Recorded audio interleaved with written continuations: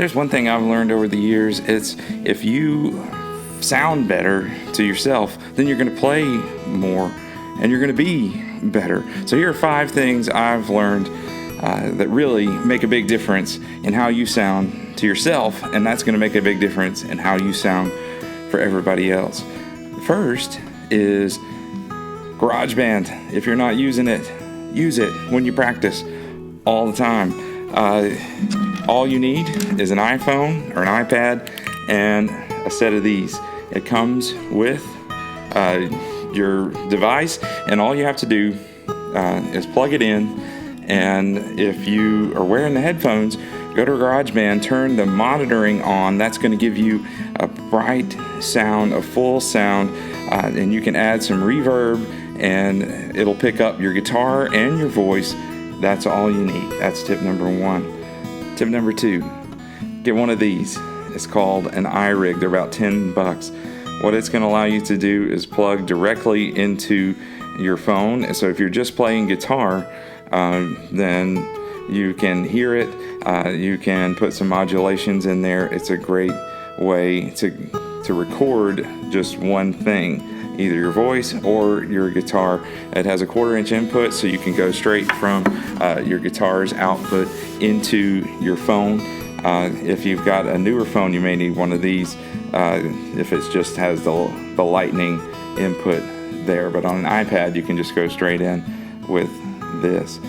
If you've got one of these, what that allows you to do is use some apps like BiasFX. So that's tip number 3, BiasFX.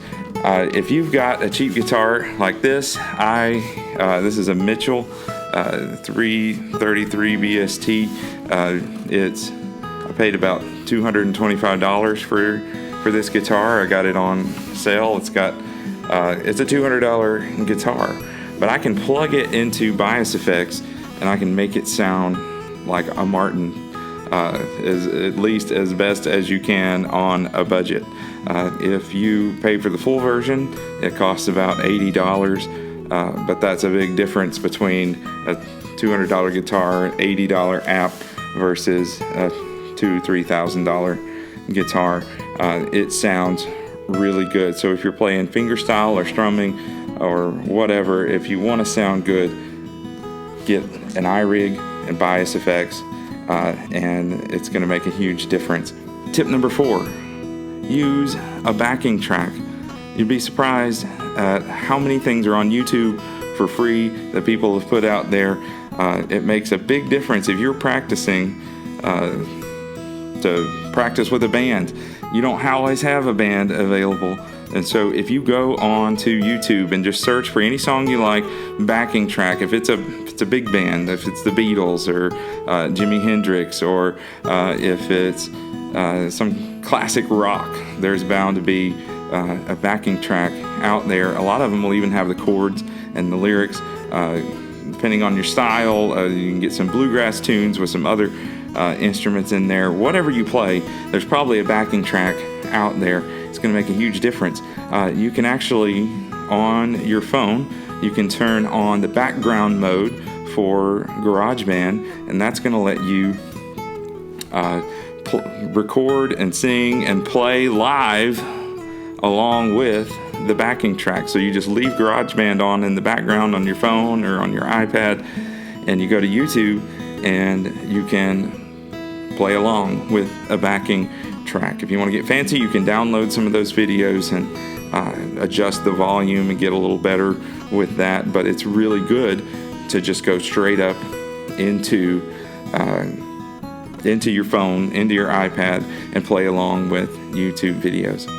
Tip number 5, if you want to go all the way with this and you have a little bit more of a budget, for about $300 you can get one of these.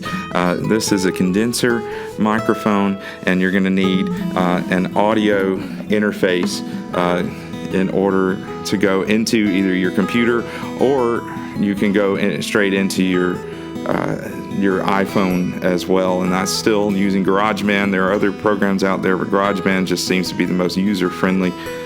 This This is a Focusrite. It's the Scarlett 212, I believe, the third edition of that. They have earlier models that work just about as well. There's one that has a lightning cable out. You can go straight into your iPhone. And what this is going to do, it allows you to use a condenser microphone. You get phantom power. You pick up a lot more nuance. It's going to make this $200 or $300 guitar sound like $1 million. For about $300, it's worth the money. If you practice this way, you're going to sound better. You're going to be better as a result of that. So keep playing.